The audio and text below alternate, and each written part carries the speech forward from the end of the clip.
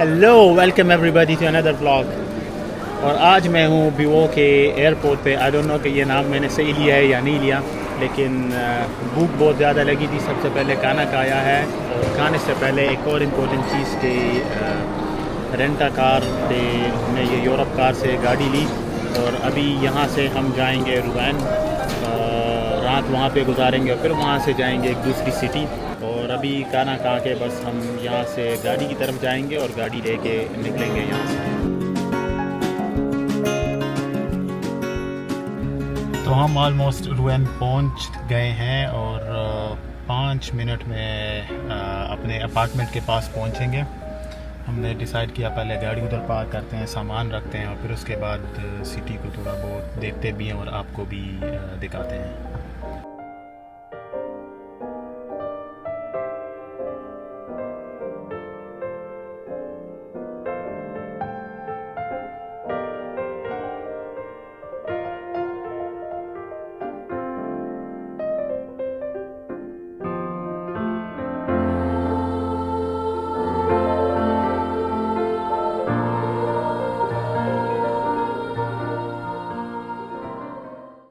तो ये कैथीड्रल किसी ज़माने में यूरोप का इनफैक्ट आज से 300 साल पहले ये one of the tallest buildings थी यूरोप में। अभी इसका ये जो राइट टावर है ये वाला, तो ये आधा कटा हुआ है। I am sure they are renovating it, तो इस पे काम हो रहा है।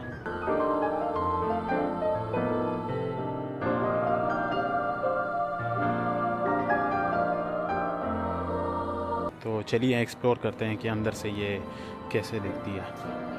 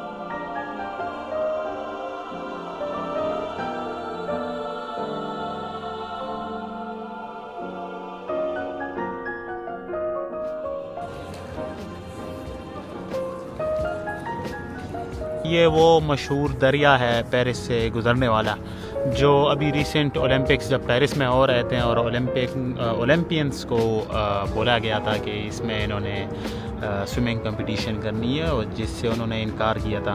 वैसे यहाँ क्योंकि ये जगह काफ़ी दूर है पेरिस से, लेकिन फिर भी इधर देखा जा सकता है कितनी गंद है एक्चुअली और कितना गंदा पानी है।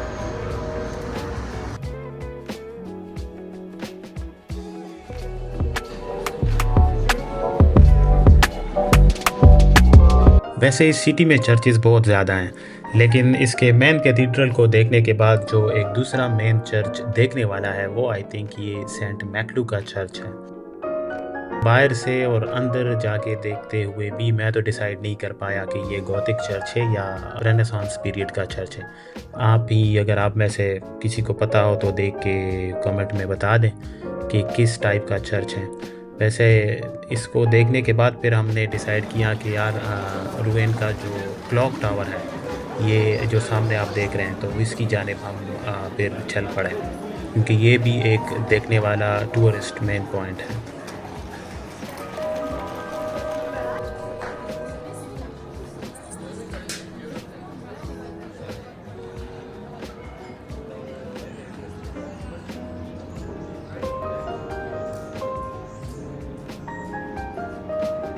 भूख बहुत ज़्यादा लगी थी और इधर ही पास में एक कैफ़े में बस वहाँ से ये फ्राइज़ वग़ैरह खाएँ, साथ में ये व्यू एंजॉय किया। चर्च का बहुत ही अजीब किस्म का चर्च है, जो पहली बार मैं इस टाइप का चर्च देख रहा हूँ।